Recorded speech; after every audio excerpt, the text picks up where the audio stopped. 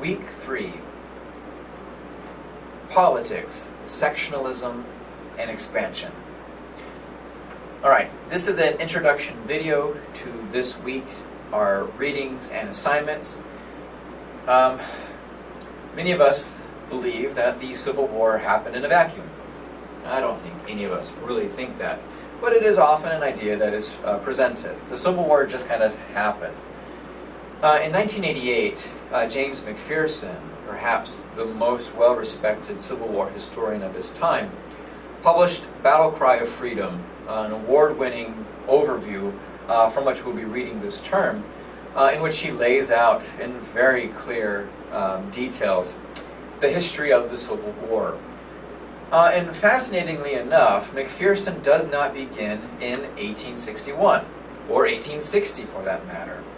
For James McPherson, in this book, the Civil War begins in the sectionalism and the politics that engulfed the United States in 1840s.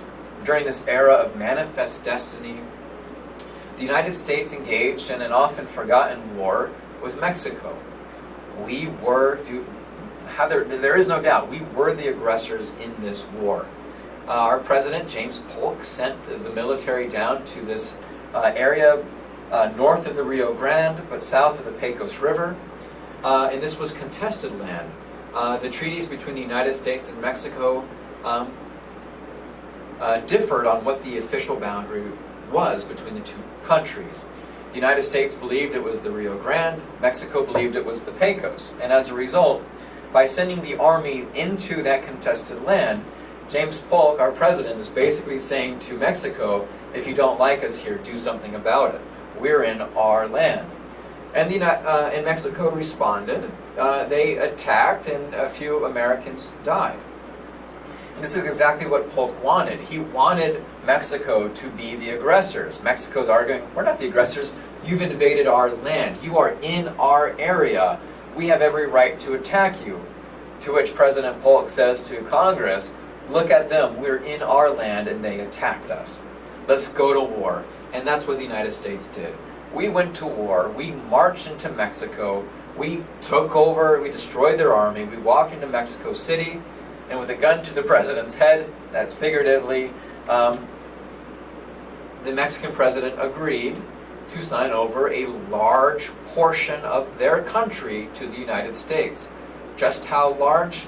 Over 500,000 square miles were signed over to the United States. Now, the United States forgave Mexico its debts and even paid them a small sum, far less than the sum that they had originally intended to pay when they presented a plan to buy that land from Mexico years earlier. That's beside the point. Because of this war, the United States takes over all of this land, including parts of Texas, New Mexico, Arizona, California, Colorado, Utah. Suddenly all of that land is America. And because of the politicking that is taking place in Washington between those who support the continuation of slavery and those who are opposed to the continuation of slavery, there was a heavy debate between those two groups as to what do we make these new states. Texas is in the south. It's a southern state. New Mexico would be in the south. California, compared to other parts of the country, is in the south. Southern politicians said, well, they should at least have the option to become slave states. Northern politicians said, no way, we're against slavery. Let's make sure that these new states open up as non-slave states. Now, it's not just simply as easy as that, though. It also had the power, these new states that were being created, had the power of shifting the power balance from one side to the other. If these states became slave states, then the slave state portion of the political power system would then be the majority. If they were non-slave states, then the abolitionist group, would then have political power, majority political power. And that becomes the political crisis that defines the 1950s and will eventually lead, according to James McPherson, to the start of the Civil War. Our week's readings will look closely at the Mexican-American War and the politics that surrounded it, and the aftermath that will eventually lead us to the United States' Civil War. So there are three readings: James McPherson, Eric Foner, and Stephanie McCurry.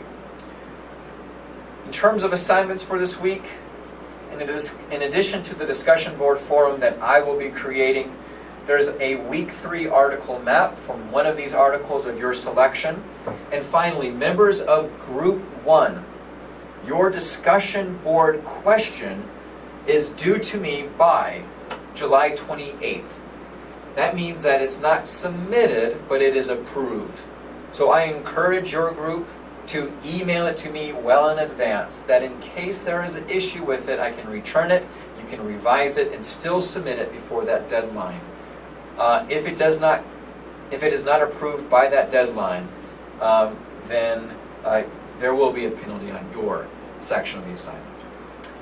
All right, if you have any questions about the content from this week, please email me. Let's talk.